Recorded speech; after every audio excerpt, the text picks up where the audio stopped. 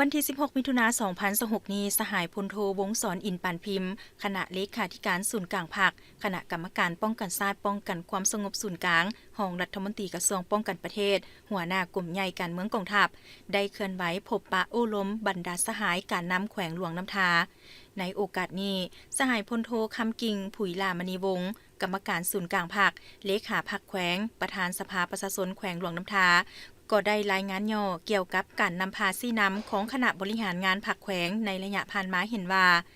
คณะพรรคแต่ละขั้นได้เอาใจใส่อย่างแข็งแรงในการจัดตั้งปฏิบัติแนวทางป้องกันชาติป้องกันความสงบทั่วปวงชน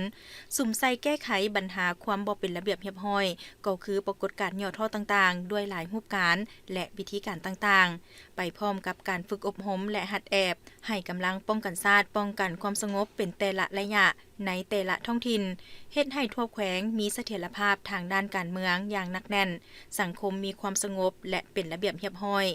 เศรษฐกิจมีการขยายตัวโดยพื้นฐานในกล่องประชุมสหายพลโทวงศ์สร อินทร์ปานพิมพ์คณะเลขาธิการศูนย์กลางภาคกรรมการป้องกันชาติป้องกันความสงบศูนย์กลางรองรัฐมนตรีกระทรวงป้องกันประเทศหัวหน้ากลุ่มใหญ่การเมืองกองทัพก็ได้แสดงความย่องยอสมเสยต่อผลงานในการนำพาซี่นำของคณะบริหารงานพรรคแขวงในระยะผ่านมา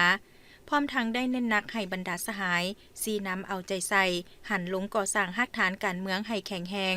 สืบต่อยูแหงการผลิตของประชาชนให้มีเวียกเหตุงานทำเพื่อสร้างรายรับเหตุให้ชีวิตการเป็นอยู่ของเขาเจ้านับมือดีขึ้นเอาใจใส่ปรับปรุงก่อสร้างภาคพนักงานและองค์การปกครองท้องถิ่นให้มีความหนักแน่นเข้มแข็ง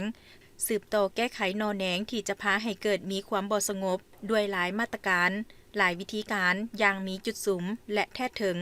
เพิ่มทวีการนำพาซีน้ำของคณะพรรคคณะกรรมการป้องกันชาติป้องกันความสงบแต่ละขั้นต่อเวียกงานป้องกันชาติป้องกันความสงบให้แข็งแรงและเป็นปกติตามแนวทางของพรรคหลัดวางออก